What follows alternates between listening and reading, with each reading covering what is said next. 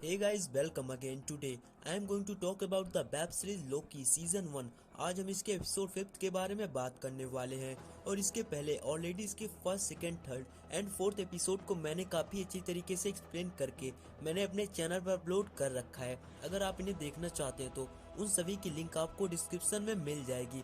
और गाइस, आप लोगों की वजह से मेरी कई वीडियो वायरल चली गई, इसके लिए आप लोगों को बहुत बहुत थैंक यू यार।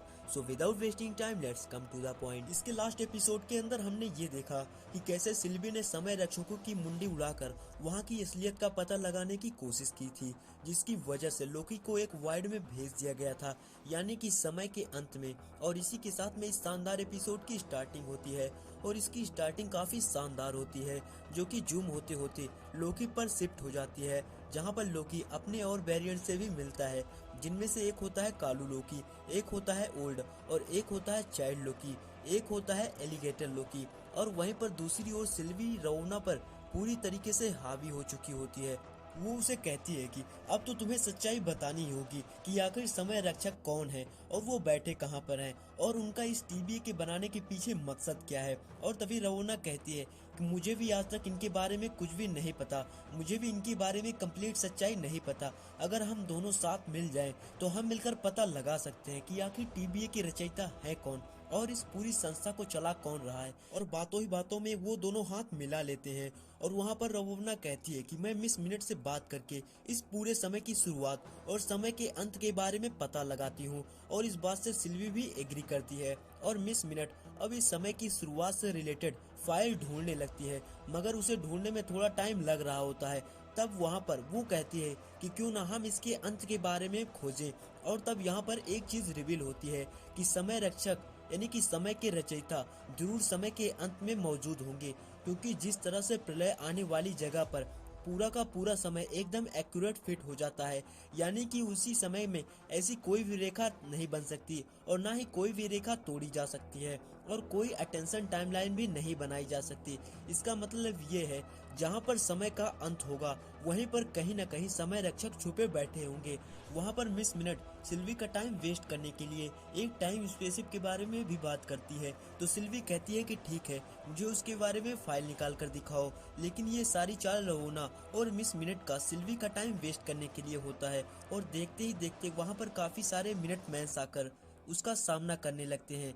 और वहीं पर दूसरी ओर सीन शिफ्ट हो जाता है सभी लोकी वेरिएंट्स के ऊपर, जहाँ पर मेन लोकी कहता है कि मैं कहाँ पर हूँ और आखिरकार ये कौन सी जगह है और आप सब लोग यहाँ पर क्या कर रहे हैं। और तभी चाइल्ड लोकी कहता है कि अपना रोना और धोना बंद करो, अगर एलॉयस ने तुम्हारी आवाज सुन ली तो वो तुम्हें जिंदा निगल जाएगा। और यहाँ पर हमें कटी मुंडी की मुर्गियां भी दिखाई जाती हैं, जो कि दिखने में काफी कूल होती हैं। और इसके बाद में सभी लोकी अपनी एक सीक्रेट लोकेशन पर पहुंच जाते हैं, जहाँ पर अंडरग्राउंड में हमें एक सीन भी दिखाया जाता है, जहाँ पर हमें थॉर का हैमर और फ्रॉग वाला थॉर भी दिखाया जाता है।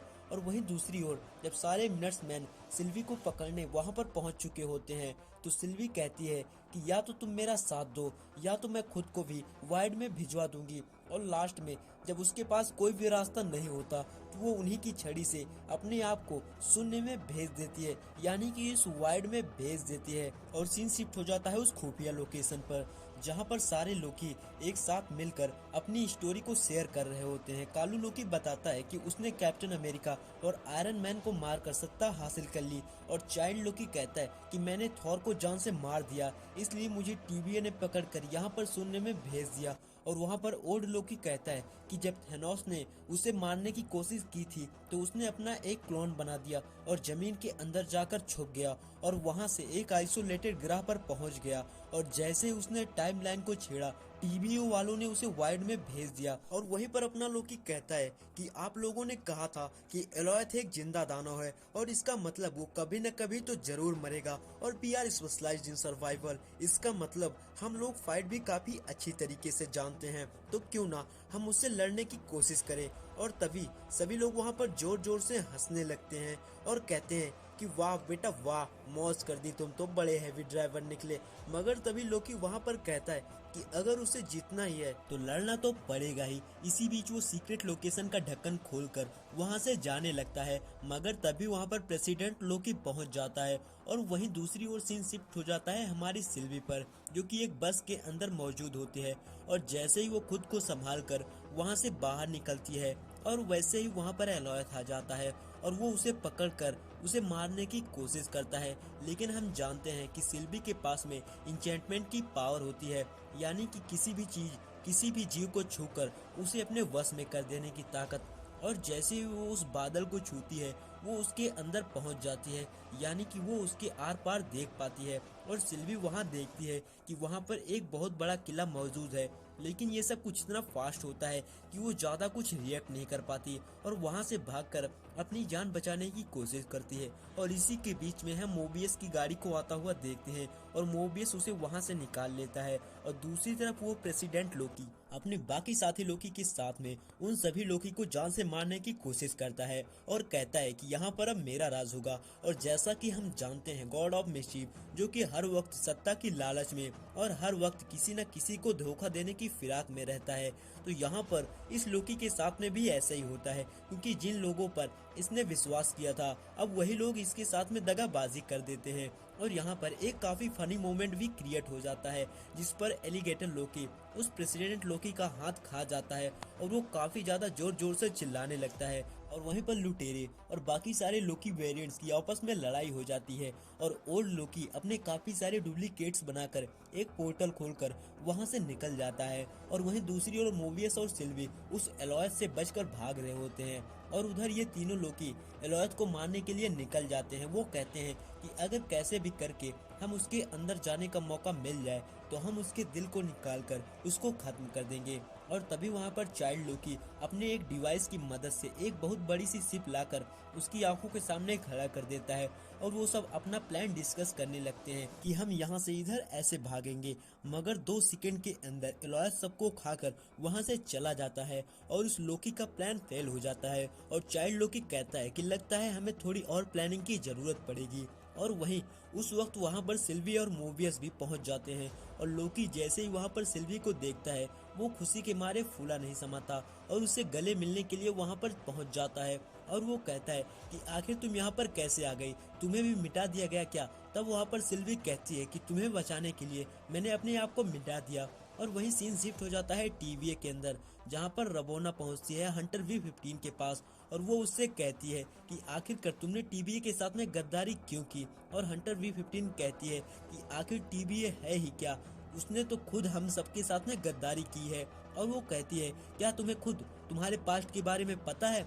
तब रवोना काफी ज्यादा सोच में पड़ जाती है कि जब उसे खुद के पास्ट के बारे में नहीं पता और आखिर ये टीबीए बनाया किसने है और इन सब के बारे में कुछ भी नहीं पता, तो आखिर वो V15 को क्या बोलेगी। तभी वो मिस मिनट को समय रक्षकों के रिगार्डिंग एक बात बोलती है कि जितना जल्दी हो सके समय रक्षकों से मेरी बात करवाओ कि उनकी जान खतरे में है। और वहीं दूसरी ओर सारे लोकी मोबियस के साथ में बैठकर बात कर रहे होते हैं और वहीं पर अपना मेन लोकी सिल्वी के साथ में बैठकर अपना क्वालिटी टाइम स्पेंड कर रहा होता है। और जैसा कि लोकी की किस्मत होती है कि लोकी कभी मर नहीं सकता, जिंदगी उसकी किस्मत है, तो वो लोग उसी चीज पर बात कर रहे होते हैं। और वहीं पर मेन लोकी सिल्वी से पूछता है कि तुम यहाँ से निकलकर क्या करोगी। तो सिल्वी कहती है कि सबसे पहले तो मैं यहाँ से निकलकर समय रक्षकों को जान से मारूंगी, क्योंकि मेरी लाइफ में आज तक जितनी भी मुसीबत आई है सब समय रक्षकों की वजह से आई है। और वहीं पर मोबियस भी उनका साथ देने के लिए तैयार हो जाता है और सिल्वी कहती है कि मेरे पास में एक ट्रम्प पैड है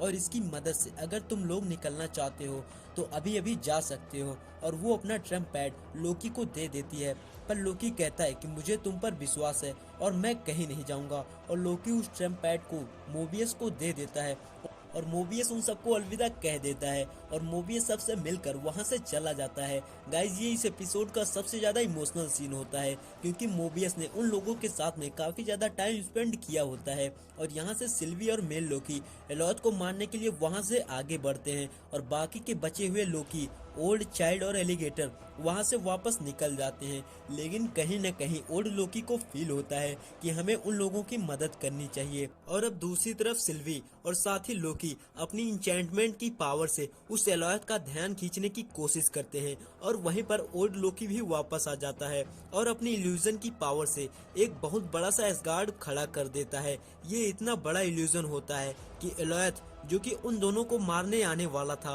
वो उस एस्गार्ड को देखकर उस पर हमला करना शुरू कर देता है। लेकिन काफी देर होने के बाद में ओल्ड लोकी की पावर भी अब कम पड़ने लगती है और वो इल्यूजन धीरे धीरे खत्म होने लगता है। और यहाँ पर लीजेंड लोकी और सिल्वी अपनी पूरी पावर के साथ में एलॉयथ पर कब्जा करने की कोशिश करते हैं, और वहीं पर ओल्ड लोकी भी उनकी हेल्प करने लगता है, मगर वो इतना ज्यादा थक चुका था कि एलॉयथ उसे जान से मार देता है। और वहीं दूसरी ओर सिल्वी और लोकी फाइनली उस एलॉयथ पर कब्जा कर ही लेते हैं। इससे उन्हें उसके अंदर एक क्लियर रास्ता दिखाई देता है, जो कि उसी कैसर यानी कि उसी किले का होता है, जिसमें शायद हो सकते हैं वो समय रक्षक। और इसी सस्पेंस के साथ में ये शानदार एपिसोड यहीं पर खत्म हो जाता है। सो गाइज, ये एपिसोड आपको कैसा लगा प्लीज मुझे लाइक और कमेंट करके जरूर बताइएगा। और पहली बार हमारे इस चैनल पर आए हैं तो इस चैनल को सब्सक्राइब जरूर कीजिएगा, और नहीं किया तो कोई बात नहीं यार, कभी भी कर लेना। इसका अगला एपिसोड हमारे चैनल पर जल्द ही अपलोड होगा, जो कि इसका लास्ट एपिसोड होने वाला है। So again guys, thank you so much for watching this video. मिलते हैं नेक्स्ट वीडियो में।